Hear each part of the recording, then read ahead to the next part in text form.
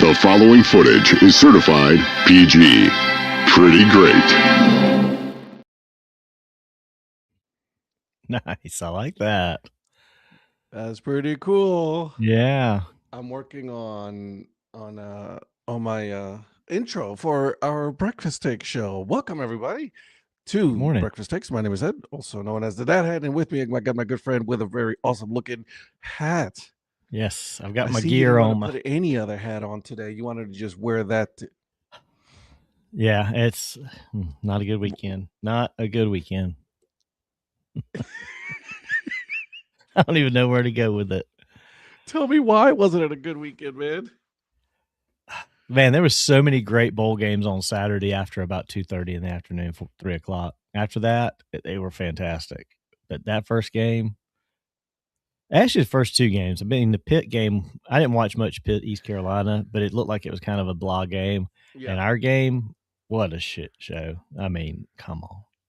It really wasn't a bad game, I mean, wasn't it? It was very bad. And that's like, I see it was all not a these good people game. on the Clemson sites like praising Klubnik and where do you think he's going to get drafted and what a great career he's had. And it's too bad it's his last game. I'm like, are y'all freaking crazy? I mean, come on. I don't mean to bash the kid. He's a good kid. I think he has potential. I don't think he's lived up to it, and that could be a lot to do with the coaching staff. And I don't see it. I mean, they're like, who do you think's going to draft him? I'm like, nobody. And I saw another person in the Clemson site posted, how did he go from this? And he shows highlights of the game against Texas in the playoffs last year, which we lost, but he's dropping dimes everywhere across the field, everything. And I mean, most of the season, everything he was throwing was overthrow. He was throwing everything high. Guys were having to climb the ladder to try and even get to it. And then he goes out there on Saturday and he's throwing one hoppers. And I'm like, what the hell is he doing? Yeah. I mean, now granted, the receivers weren't catching a lot of stuff either. I was just going to say, so they weren't doing him any favors, but he wasn't at some point when you got a quarterback that's throwing you one hoppers or not getting you the ball, when he does get you the ball, you're like, fuck it, I'm not catching it. Like I don't need this. Exactly. And that was my issue. Like, because dude, we were talking, and of course, like how I like to instigate sometimes, but like, I was like, this is a boring ass game. It was. I don't know where. It's funny because Dabo's like, we didn't call for the fake punt. We didn't, I don't know where that came from. It's like they almost took it upon themselves to do it. And I could see where they would. The guy lined up out to the right had no blocker on him. He's a gunner basically. Mm-hmm. And he was wide open over there. There was nobody there. I mean, it was ripe for a fake. The problem is he's got to pay attention when he goes out and he looks back and then he turns his head back downfield and the ball's thrown and it's not even thrown to where he's at. It's thrown to where they think he's going to go. It's like it just totally just downhill after that. Between that and the missed field goal. And it's like my friend that I was watching the game with, we didn't get together at the house or anything. We went out to a couple of, one's a little like tap house, and then we watched the first half basically at this tap house. Then we went over to a local brewery. I saw that. To watch you sent me some pictures of your beer. Yeah. And we're sitting there, and it's so funny when he missed that first field goal. My friend Bart was just like, the guy's so damn cocky. He's been cocky ever since he hit that field goal against SMU last year in the ACC championship game, that he just went out there and just blew it. Like he went out there, like bowed out, like I got this. And then he didn't. It's like, pay attention to what you're doing. He totally just like whiffed on that, started it right. And it kept going right. Like, okay, so what you did before, great, awesome, congratulations. That no longer matters. No. Like what matters is what happened in the past. That's it. It's done. It's over with. Yeah, you can't go out there like it's automatic. Yeah, you gotta go through the process and hit and kick the ball. And you got to look at the conditions and everything. And we just were. I mean, I'll be honest with you. I think it was a bad game for Clemson all around. It was just oh all yeah, around. Granted, and we'll go into. And by the way, guys, welcome to Breakfast Takes. This is your show where we talk about Carolina and South Carolina sports, North Carolina, South Carolina sports. Okay, we talk anything and everything when it comes to that. This weekend was not a good weekend for a lot of Carolina teams, except for ECU. ECU did get the win, but it was just. It was not a good weekend. And I was watching the game. And listen, in my opinion, Clemson should have won that game because Penn State was not a good team this year no. at all. All right, you guys were the better team. But to be honest with you, man, it didn't look good. No, not at all. I mean, again, and I'm not going to harp on the refs because the refs didn't do us any favors, but they didn't do Penn State any either. That was a horrible. I was just going to say it was a ways. badly officiated game It was all badly around. officiated all around. So it's not their fault that we lost. It didn't help that they didn't call a lot of early. They didn't call a lot of pass interference on Penn State, but still, we were just doing horrible, and they made some bad calls, for Penn State. That way too. But yeah, that was a pathetic performance. You can't get on a Saturday at noon. You're one of the first games on Saturday, the weekend after Christmas, before New Year's, and you just all you did was just tarnish your brand. 100% performance like that. Oh God, yeah, 100%. Yeah, I don't get it. I mean, and the thing is, Dabo is so pissed off on the sidelines that whole game, and my friend Bart's like, "Who fuck's he pissed off at? It's his fault." He should be pissed off at exactly, dude. I was just gonna say the same thing. I was like, he should be pissed off at himself. Yeah, it's like, what are you? I mean, who's he yelling at? Who's he yelling at? I'm like, well, he better be yelling at Garrett Riley on some of the offensive play calls. He better be yelling at Cade Klubnik. And you said this was Klubnik's last year, correct? Yeah. Well, yeah, good, because he didn't look good either. I thought he had another year of eligibility, but apparently he did not, or it was just the way Dabo worded it was, I wish I had him for one more year. I mean, he needed another year, but what's going on, Luke? Hey, Luke, he needs another year in college, but with what we got the last few years, it's so Jekyll and Hyde with him. I don't need it. Is it one more year with Clemson or one more year overall in college? You know what I'm saying? Well, Dabo said he wished he had him one more year to continue helping him grow, but he's looking forward to seeing how he, grows on and off the field going forward. Yeah. So I don't know. We'll see. I mean, there's a lot of players that said they weren't coming back if Garrett Riley was the OC. So I'm keeping my fingers crossed. Jesus Christ, that news out today. What a hot mess is going on over there. Yeah. I mean, and the nepotism of hiring a lot of former players as coaches has got to stop. I mean, our running backs are horrible. Our wide receivers are horrible. And I love those guys when they were players, but Grisham and Spiller, they got to go. They're not coaches. They're like, I said to somebody on, or may have even put it on a reply post or something. These guys, they're like the parent that wants to be your friend and not your parent. Like, they don't discipline you because they want to be your friend. Like, come on, you got to be a coach. You got to be hard on these guys.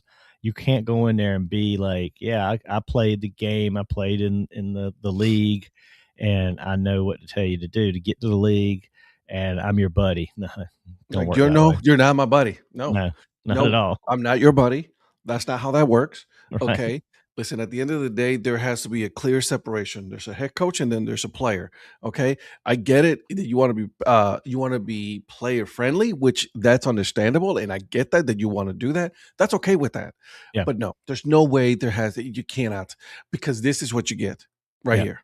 Exactly. And you lost to a really bad Penn State team, which, by the way, their head coach wasn't there, right? Right. And they have a whole bunch of issues with recruiting, and that's for another discussion, right? For another show. But like, at the same time, I'm like, come on, man. Like, and I was telling you this, right? Because I was watching both this one and the the Military Bowl, the Pitt and ECU game, which by the way, East Carolina won that one, right? Yeah. That's why I'm wearing the ECU hat today. But like Dabo, in my opinion, and correct me if I'm wrong, but there was no adjustment from Dabo during this game. They kept doing the same thing over and over and over and over and over. I'm like, dude, what you're doing is not working. Yeah. Try something new. And I get hanging your OC out to dry if you're going to get rid of him, and you know you're probably going that route. Which I don't know if Dabo is, but you know, somebody even said like he's just letting him tighten the noose on himself or something like that. I'm like, yeah, but at the end of the day, you gotta for the players, you gotta try to win the game. Like I didn't understand why you don't take Klubnik out unless you got 2 or 3 other quarterbacks on the roster. Are they that bad that you're gonna go down with Klubnik because he's a senior? Like I don't get that crap. I don't give a crap if he's a senior. I don't give a crap if he's freaking Trevor Lawrence. If he's not completing passes, get his ass out of there and throw somebody else in and see what happens. Wake him up. I don't know, but that's an indictment on our quarterback room going forward as well. Yeah, and he better find somebody that can throw the ball. If you don't have anybody you can put in there in a disaster like that to change the game a little bit, spark something, who knows? I mean, we've seen it time and time again where you've had a guy come in. I mean, hell, look at Hawaii. Their freaking quarterback goes down and they think he's got a concussion. It's 4th down. The game's on the line. You got 10 seconds to go in the game. What do? You put your backup quarterback in. What does he do? He throws a freaking touchdown to win the game. Like, come on. If you can't put your backup quarterback in, by the way, to make some plays, that was a heck of a game. But if you can't if you don't have anybody on your roster, when you've got a quarterback that's throwing one hoppers to the receivers that can go in there and at least for a series or two, like just wake his ass up. Like, look, if you're not getting it done, we're pulling you. Right. That's my problem. Like, dude, I don't get that. He tries to stick with somebody. Like, oh, he's got to work through it. He's better. The worst phrase I ever hate to hear a coach say is he gives us the best chance to win. Not right now. He doesn't. You know how I feel about Dabo, so I'm not even going to go into that and I wanted to give you the space to do it because that's your team, that's your alma mater, right? Like that's you right there. That's you. Me from looking from the outside in, I'm like, dude, and I was getting so frustrated on Saturday morning watching this game because I'm like, they are not making any adjustments whatsoever. Granted, was the weather shitty? Absolutely. So you change tactics. Okay. Yeah. So if you know that you cannot throw the ball in this weather conditions, start running the ball, start doing different things, start doing dink and dunks. Don't do the long passes. Yeah. Right. Do some play actions and things like that. But you didn't do anything. You just kept going to the same thing over and over, to the same well over and over and over. Like what's the what's the definition of insanity? You know what I mean? Oh yeah, you keep trying the same thing and hope for different results. This was it. They're like, you were expecting for a different result when the different result was not going to happen. Right. And I've been preaching this for several years. Well, again, I'm going to keep harping on Riley. I'm not going to apologize for harping on him because his play calling is absolutely garbage. But how do you not have guys, if you're not completing these passes, like you said, have your guys line up in the slot, take 3 steps, turn in, hit him with the ball. Take 3 steps, turn in, hit him with the ball. Like the end slant is your go-to to get a couple of completions, to get some momentum, and they don't freaking do it. All we do is throw these stupid-ass screen passes off to the sideline, and by the time they get the ball out there, the defense has read it, and they've got 4 guys waiting to tackle them either behind the line or for a 2-yard gain or something. It's like, well, not only that, but okay, then, but at that point, if you're doing those 2-3 yard pass slants, the defense is giving you that. Take that. Take it till they don't. And then all of a sudden, as you line up like you're going to do that, and you send the running back off the other side, and they, you turn like you fake that, you hand off, and you look like you're going to make a quick pass to the right, and the running back's going left. Like, and I know Eric gave me crap because I said this on our chat. It's like I could draw up 20 plays better than what he's running right now. He's like, oh, look at him. He could, absolutely, I could take a piece of paper right now. I agree with you because at the same time you're like, okay, so if the defense is giving you that, not one, you're controlling the pace of the game. 2, you're getting the defense tired. What happens when the defense gets tired? Right? The defense starts making mistakes and then they start, missing plays. That's when you start attacking. but they didn't do that at all the whole time. I'm like Clemson, and I didn't tell you this, but like when I saw it and I saw it again, I'm like, Penn State's going to win this game, and they're going to win it because Clemson is not changing their tactics at all. They kept doing the same thing over and over and over again, and I'm like, come on, man. And if you have a quarterback that's not throwing you that far, change your tactics, change your game plan. There's nothing wrong with saying, hey, man, this is not working out. Let's change the game plan. That's why you game plan. That's why you make a plan and you say, all right, what happens if this is not working? What do we do after that? They didn't do that at all. Right. I mean, defense didn't tackle worth the crap on some plays too. I mean, the guy that 183-yard play they had, you had two Clemson guys converge on that guy from each side. Correct. And they basically bounce off of him, and he just takes off downfield. I'm like, how do you not take that guy off his feet? Morning, Patrick. How are you, buddy? Patrick? I gave him so much grief, but Donnie deserves credit for his objectivity. By the way, good morning, guys. Morning. Hey, I say it all the time. I am a reasonable fan. Not so much for Eric, but me. Yeah. Hello from Brazil. All right, now look Brazil? at that. That's cool. Right.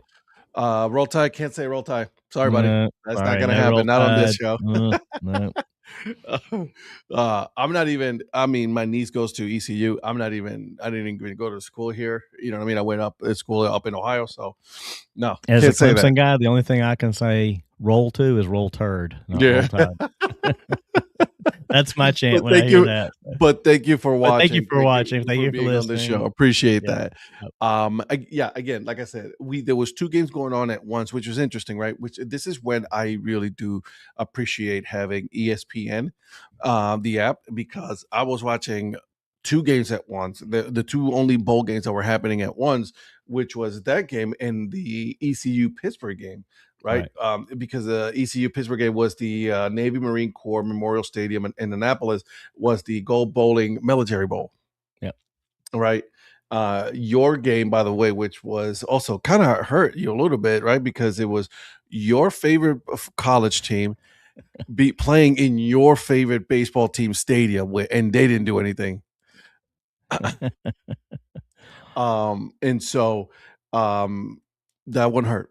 I'm sorry. I know it hurt a little bit. So, but everybody gave me grief about why I didn't go to the game, and thank God I did not go to the game. I was honestly spending all that money just to go see that trash of a game. I would have been more livid than I am now, having spent money to go sit in the cold in the snow in New York to see that garbage. Yeah. Hey, Saban, when he was a head coach, listen, gotta hand it to him. Right now, he's kind of an idiot, making some stupid comments. He's not much of an analyst, but he's a hell of a coach. 110%. You're right. I'll give him that. At times, he can have some decent points, but he's like he's still too opinionated on some things. I'm like, this whole thing on the Power Five and that's still that one irks me a little bit. So. Well, he drank the SEC Kool-Aid for so many years and still does. So. Yeah. So I told you we had this conversation. Like, he started at my old school, my alma mater. Yeah, played at Kent State. Yeah. And he started his coaching career over there at Kent State. That's where I graduated from, Kent State University. So, I heard the funniest thing the other day is that the SEC is going to work on making a whole set of bowl games where SEC teams play SEC teams, so that they can win more bowl games. It's good Kool-Aid. Hey, man, listen, you guys are been successful for a long time, so I can't hate it on the SEC. But yeah, don't I have saw to that. like it though. Don't have to like true. Well, so back to just Carolina team. So NC State did well in their bowl, and as you said, ECU did well in their bowl. So a couple of good outcomes for some teams in the Carolinas so far. Well, ECU was like during that game in the Pittsburgh and Pirates game, which was interesting because at first I was like, but once the first half ended, I was like, man, this thing is boring as all hell. These two games.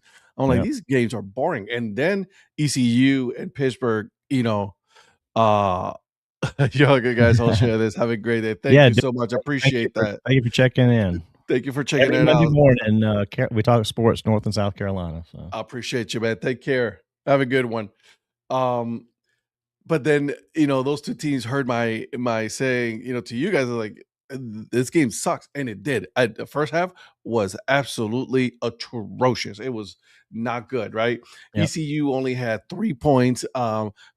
The Panthers had a touchdown, so they was 7-3 at the half, and then all of a sudden ECU came out, and I was like, all right, let's go ahead and get this going, and so did Pitt.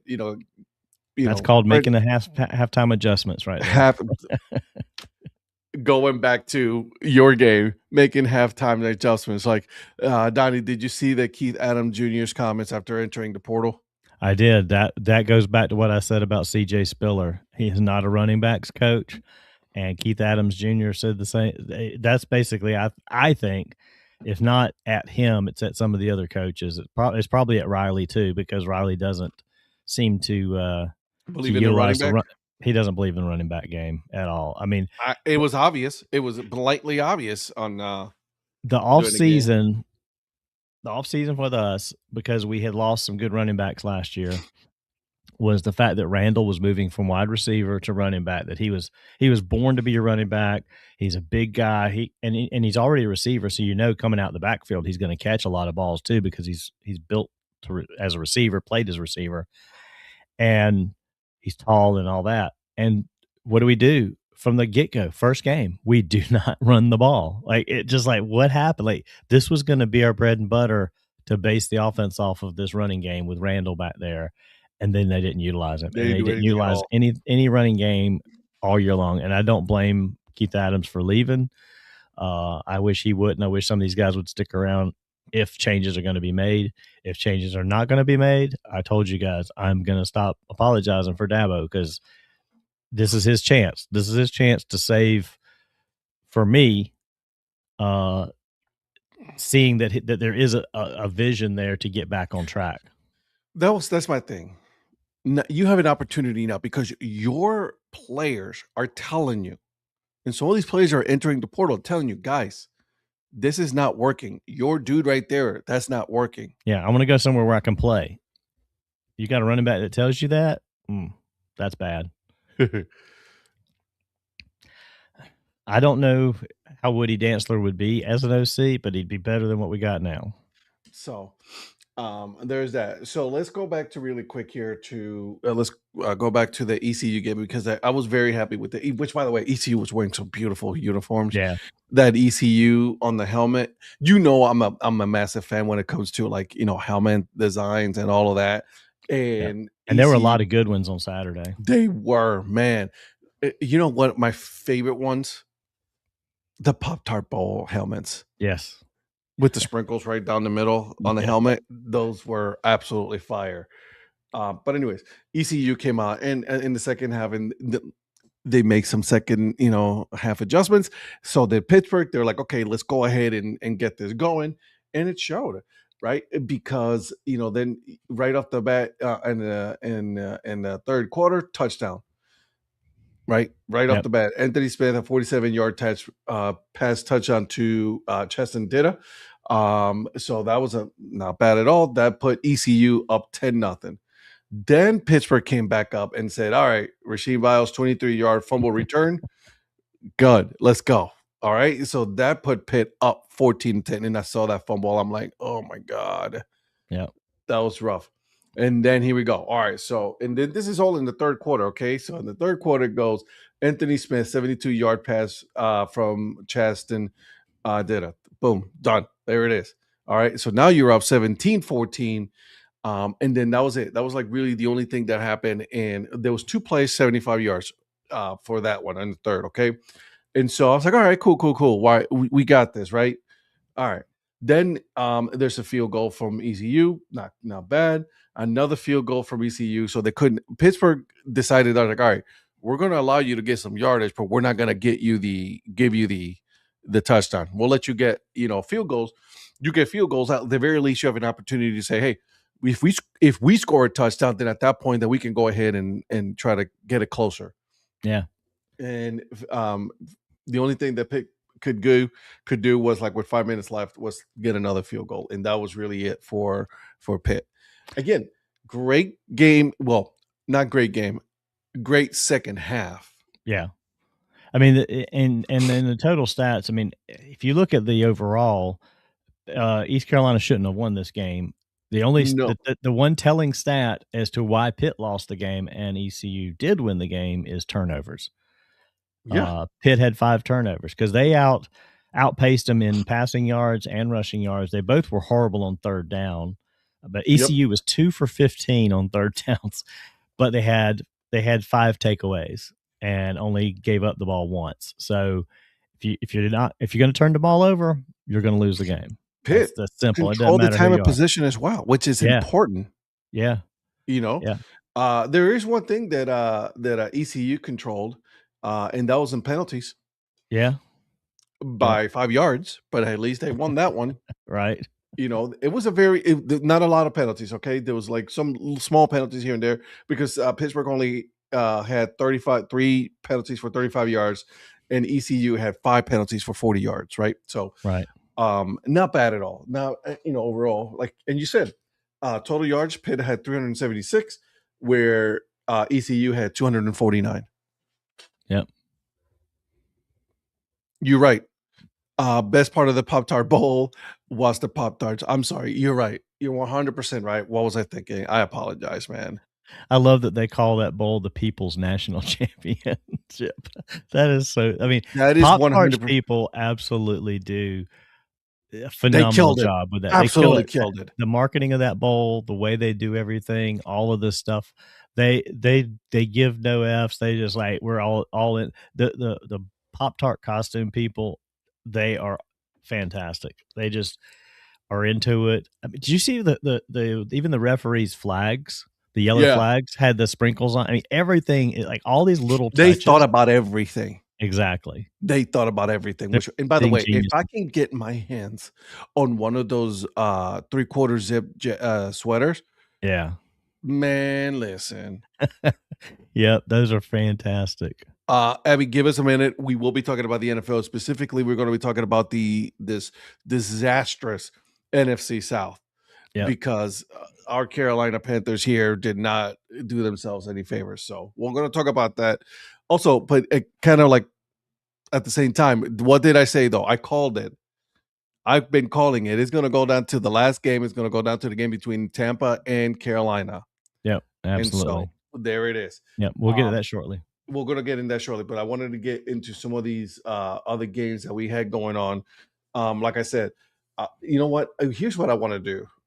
Danny, and not to really put some more salt on the wound or anything, my friend. I do apologize for that.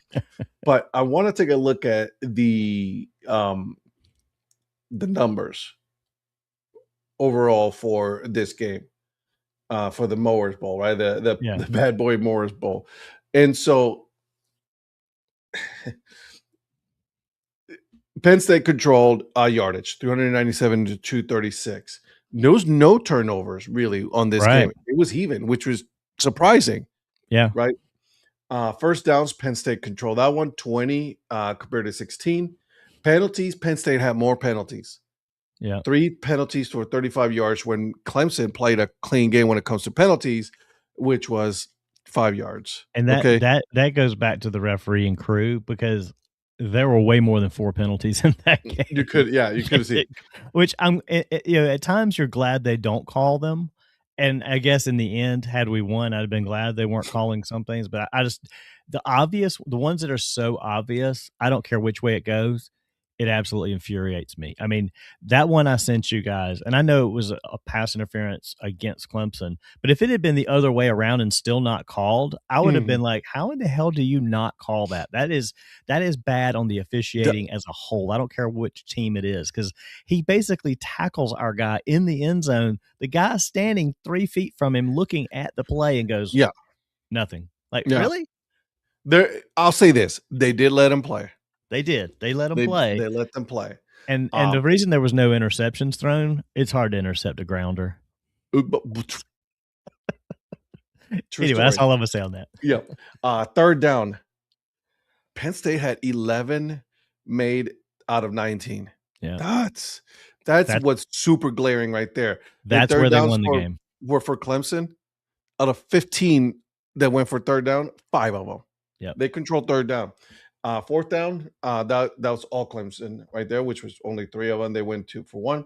And Penn State controlled the time and possession, 33 minutes compared to 26 minutes. Again, you control the time and possession. In my opinion, I've always said this: if you control the time and possession, you're gonna win the game. Yep. Yeah. If You're you gonna don't, win the then game. you've made some other huge mistake somewhere. Correct. And so that's just one thing that I was saying. It's like you're not controlling the game. Yeah. When you could, and it was bad weather, right? Like, I mean, it was cold, it was miserable. But there was no, I'm not even. Well, Penn State played inspired. That's the other thing. When you go against a team that's lost their coach for the year, Yep. Their season just kind of went sideways fast on them. Correct. Those kids were playing inspired. They wanted to prove something, whatever it was. They wanted to prove it, and that's something you've got to try to overcome, and we did not. So I'm gonna mention one ball game here, and I apologize, guys, but I really want to talk about this one because it was such an interesting game to me. And that was the New Mexico Bowl. I don't know if you saw part of this game. Donnie. I watched. Yeah, I watched. I didn't watch a lot of this game. I'm sorry. I watched a lot of the end of this game because it was the going end of on this game was wild. Yes, it was. North Texas, San Diego State, which, by the way, the head coach for San Diego State used to be the head coach for my alma mater, Kent State, right? Then he went for 1 year to Colorado, become the offensive coordinator at Colorado, and then he became the head coach of San Diego State. Listen, the dude stepped up. He went from MAC now to this. So, congratulations to him. I wish him nothing but the best. I have nothing but great things to say about this head coach. Man, this ending was wild. Okay. Because their starting quarterback was injured, so that he couldn't play. So they had the backup quarterback. He was playing, but then he got injured. Right. Then they put this kid, and this kid went off. And this is when San Diego went off after that because they couldn't do anything. But congratulations to the Mean Green of North Texas. The fourth quarter was one of the wildest thing I've ever seen. I mean, San Diego State scored 27 of their 47 points in the fourth quarter. That's they were on the major comeback right there. They were, and you know what? They made it very close. They needed a field goal, but the problem is they made some mistakes on there when they were trying to score that last touchdown that really cost them that, because if they would have scored a touchdown right away, they would have had an opportunity to, do an onside and then possibly at that point, right? And again, there's a lot of things that could have happened, but they wasted a lot of time. And I think that can be cleaned up into going into next year. But they had a really successful year at 9-4. North Texas, their head coach is moving on to another opportunity. He was still able to coach that game and got them to the 12-2, which, I mean, I respect that. Oh yeah. Yeah. I mean, that's one of those things where he's not going to, another team in the conference. He's not staying at the same level and calling that position a better position than the one he's at. He's moving up to a bigger school in a bigger conference, and you can't be mad at that. No, props to North Texas. I mean, at that level as an administrator and as an AD, your guys are going to be sought after for growth jobs, and that's what it is. And you've got to you gotta always be prepared for that. And if you're not, then you're stupid. Right. And unless you're willing to cough up some money, right, to keep the head coach there, eventually that head coach is going to say, hey, listen, I did my best. I did what I could. I brought your team up to where I think it can go, as high as it can go.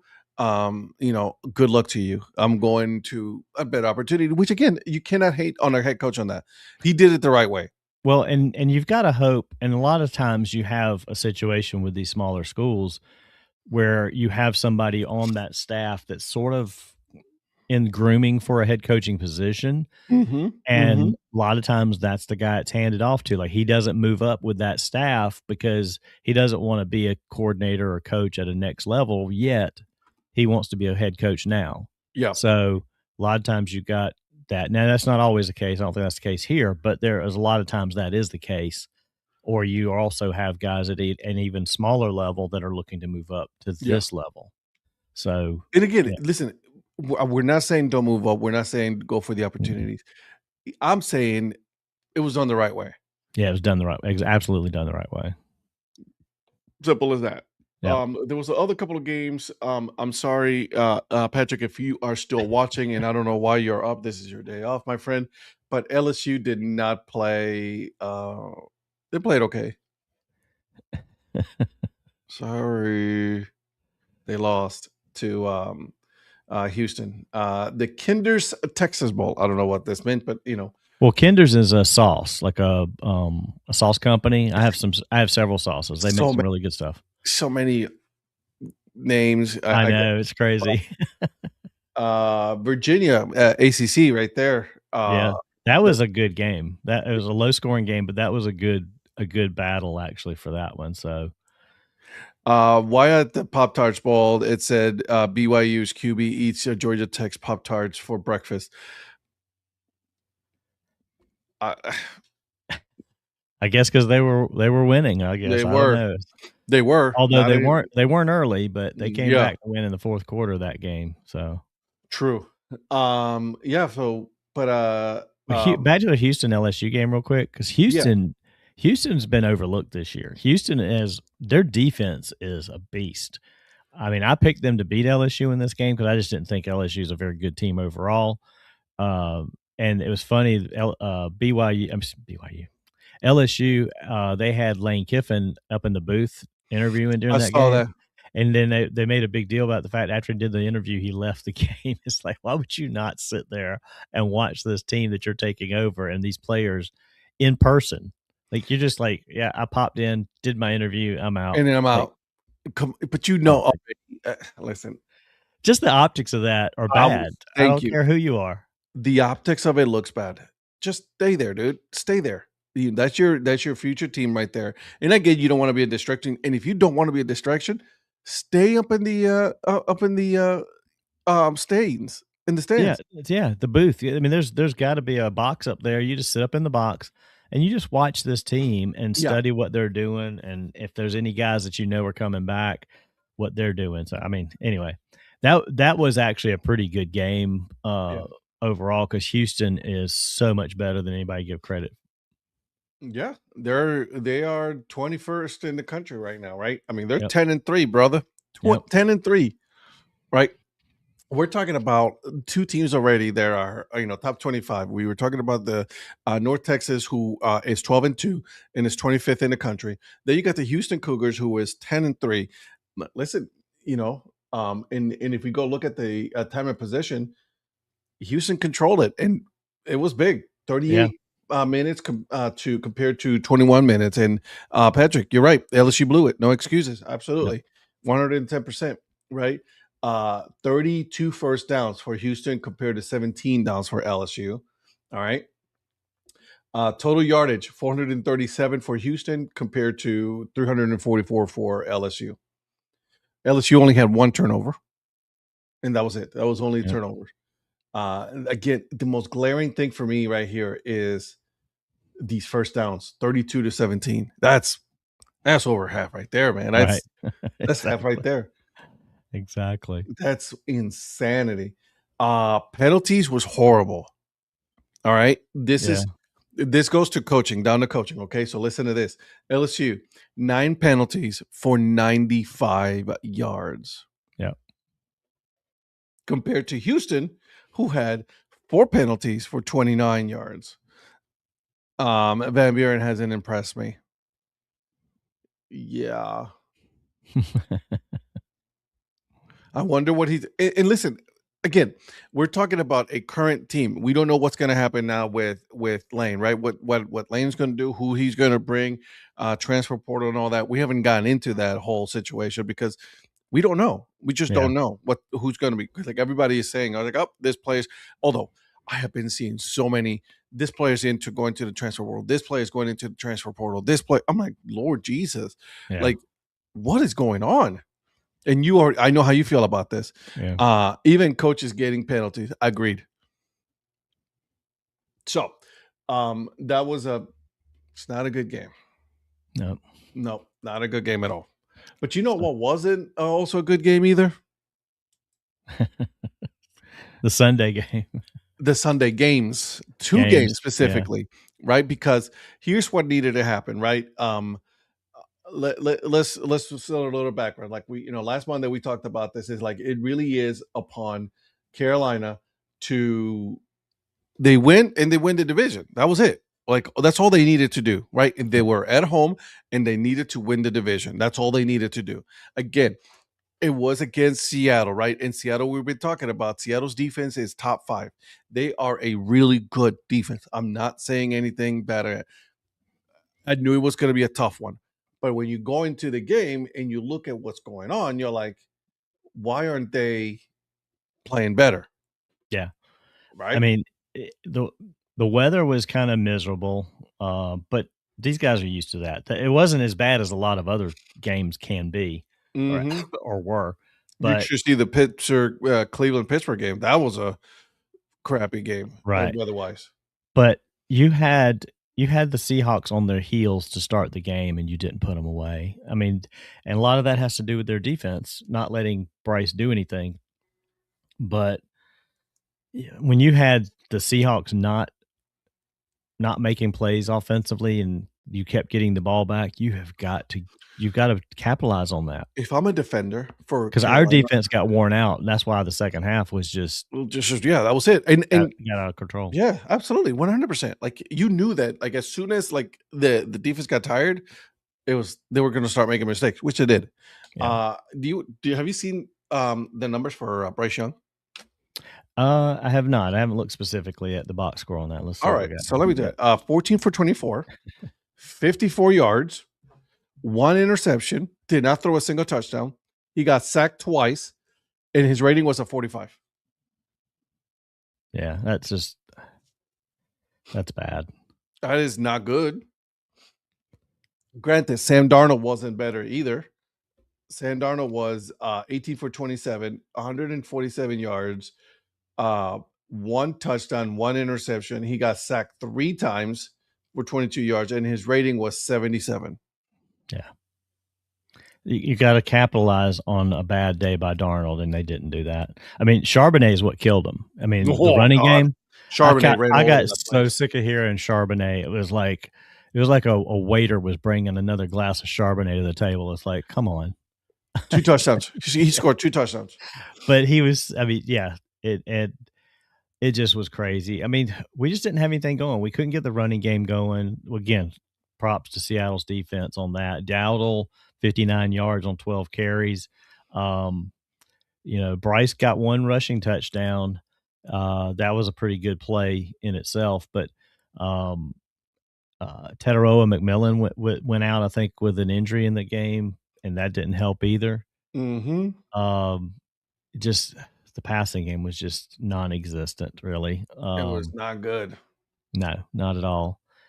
But that you still had a chance going down the stretch, and that face mask penalty by J.C. Horn. I mean, Rhonda was looking at me because I was screaming, like I was just livid, like I was going to bust a vein or something.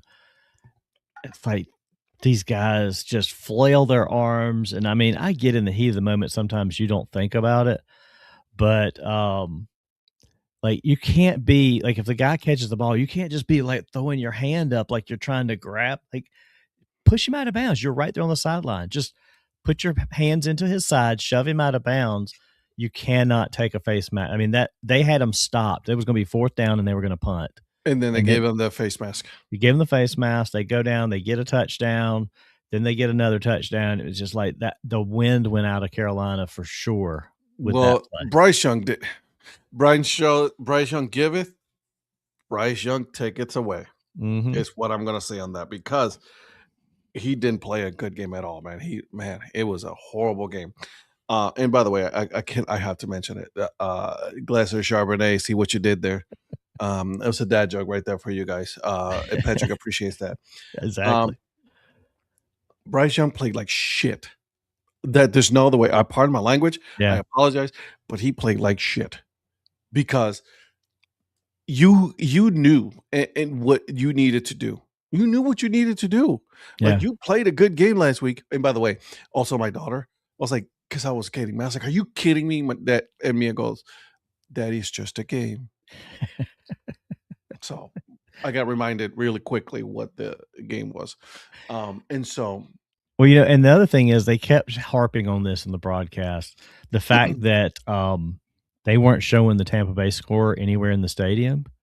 Maybe so they should have, because if they'd have yeah, seen Tampa Bay was losing that game, they might have been inspired to do they something. probably would have lit a fire on our ass because my God, Exactly. it was not good. I had both games going side by side, and I was excited that Tampa Bay was losing and waiting for us to do something, and it just never came. It just never I just happened. wish I wasn't right. I really wish. I really wanted to be wrong on the whole, like waiting for the end of the last game of the season to decide what the outcome of this division is going to be. And here we are, Yeah. 8-8 teams. And it's not. Here's the thing, though. It's become harder now because guess what? It's in Tampa. Yeah. Yeah, now we gotta go down there and beat them at their home in order to win, not the other way around. I'd feel better if it was the other way around and If it we had was, already beat them there. I'm not confident. No, me neither. And maybe I should just look at it that way, as like, you know what? I'm not confident. Um, But I'll say this: Miami showed up yeah, for that Tampa game, Battle yep. of Florida, because Miami scored 20 on Tampa. They, for the most part, I gotta hand it to Quentin Ewers. Quentin Ewers was 14 for 22, 172 yards. Right, he threw 2 touchdowns, did not get an interception. He was sacked twice.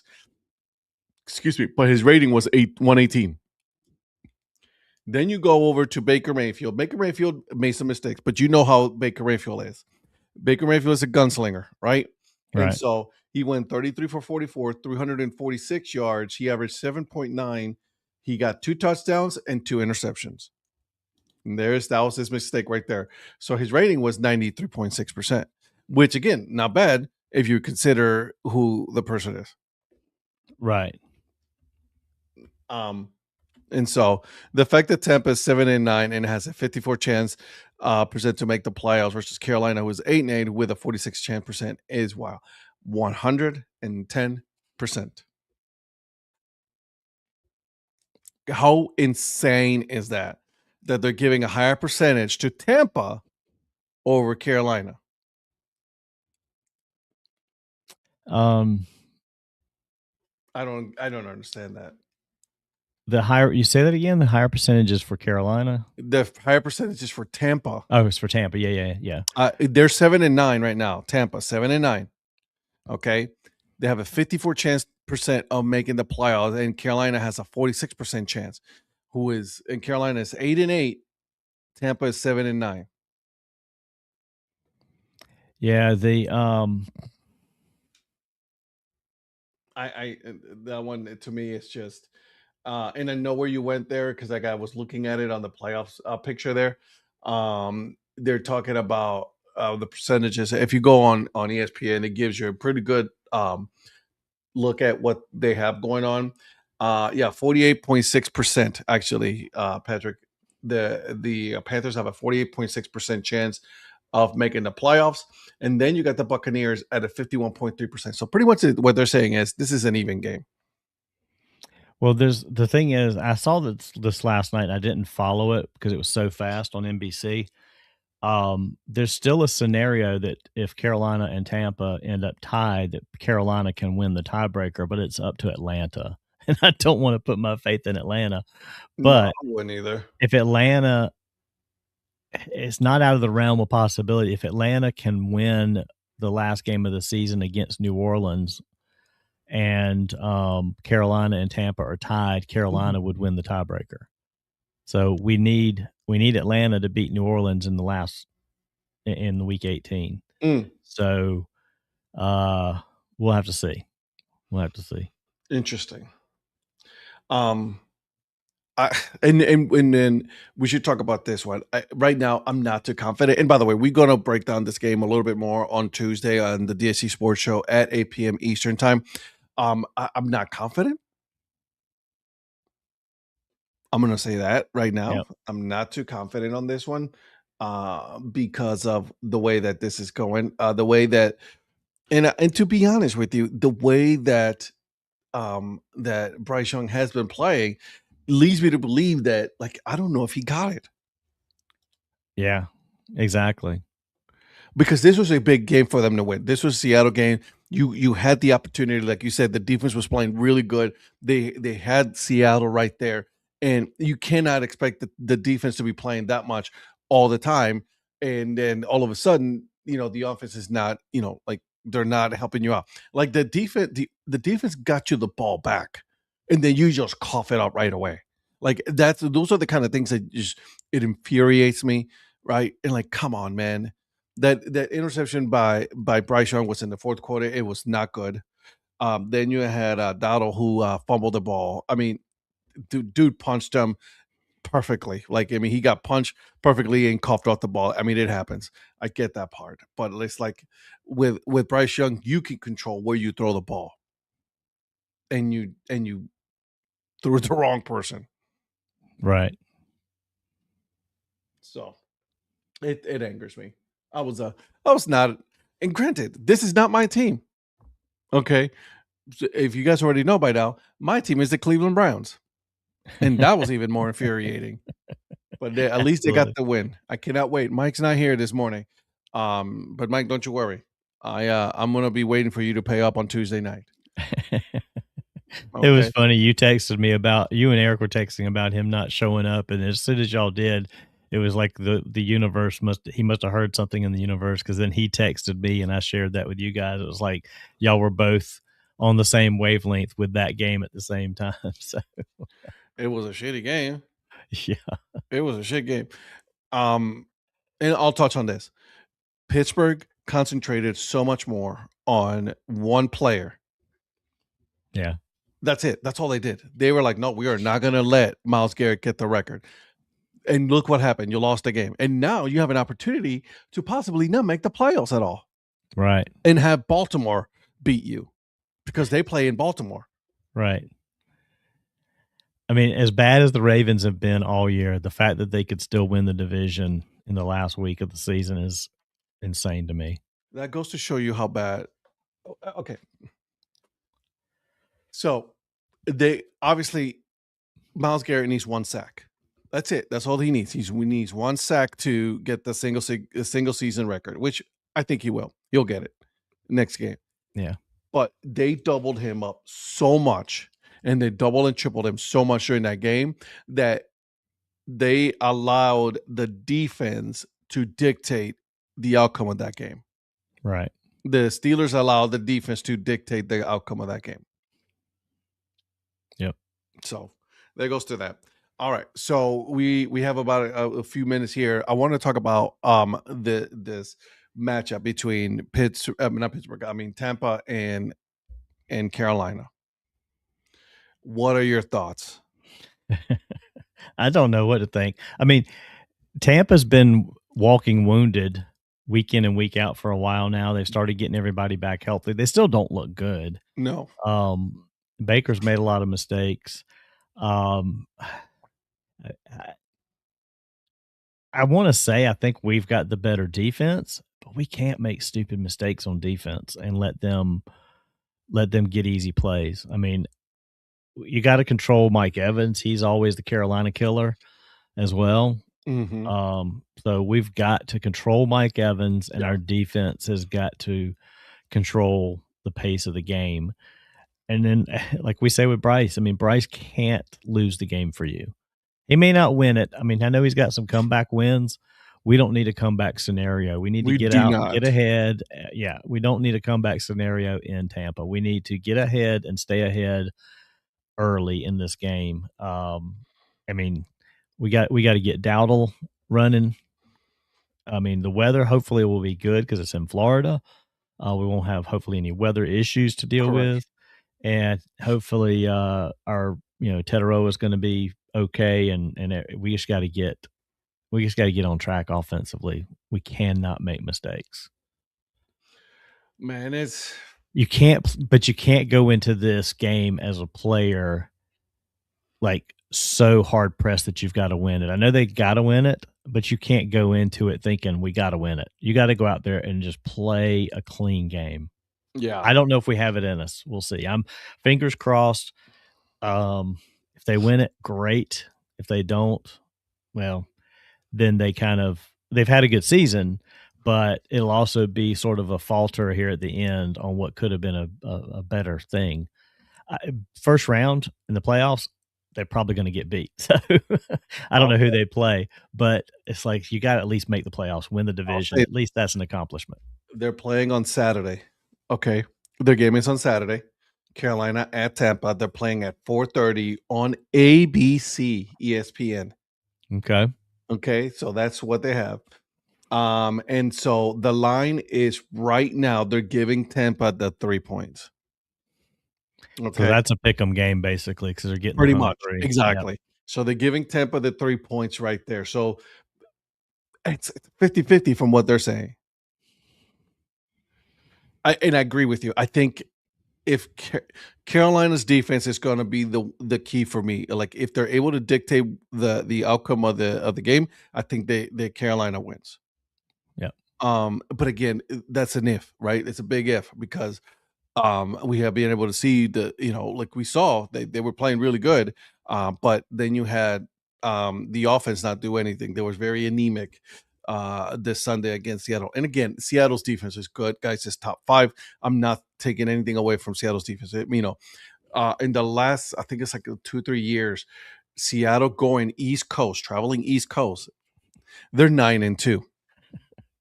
Yeah, it was funny because y'all pick on me and I get picked on for the fact that I bring up teams traveling east for a 1:00 game, that it's a thing, and it's like it's not a thing. It is a thing, but Seattle has figured it out. And what vindicated me was that even Ian Eagle said, "Well, Seattle wins another traveling east 1:00 game." Like he wouldn't bring it up if it wasn't a thing. Seattle is on its own. They are on their own. They've broken the code. Yep. So not some of the other teams. If you were to and I'm not going to hold you to this, right? I mean, because we haven't made our picks yet, but like if you were to make a pick for this game, who would you got?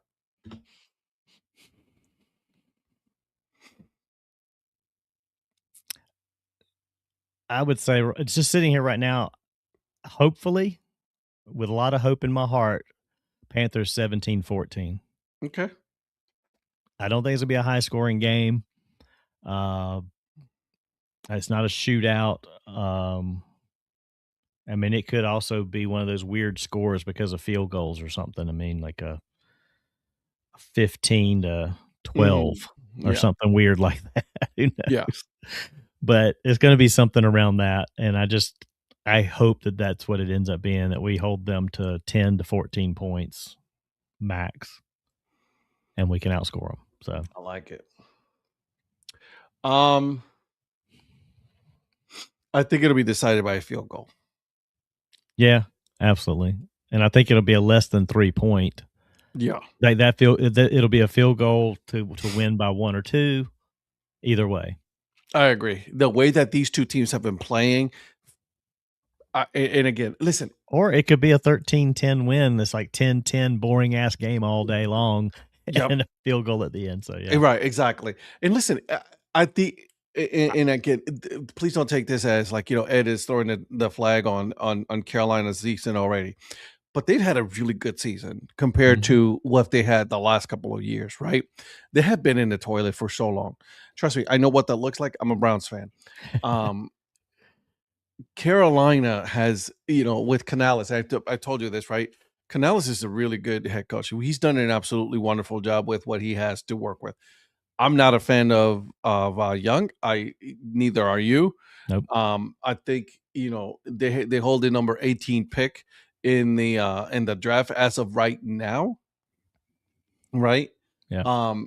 They need to do a little bit of a better job in the offensive line, but then so does a lot of other teams this year. Offensive line has been the key for me that I've noticed this year.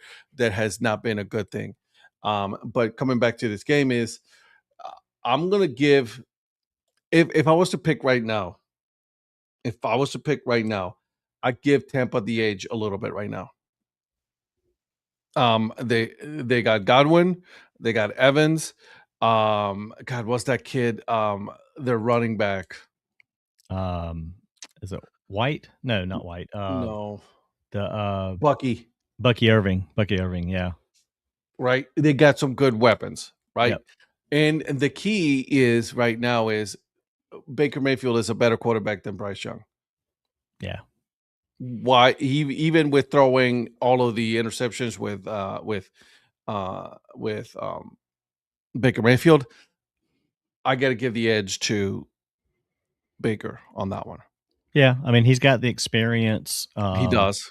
He's been in the league longer, and he's got more weapons. So yeah, it's just a matter of controlling him, defensively controlling him, and controlling the run game. Also, I think Baker has kind of like a extra grind against Carolina. He did get released by them. You know what I mean? Yep. He never really got an opportunity in Carolina.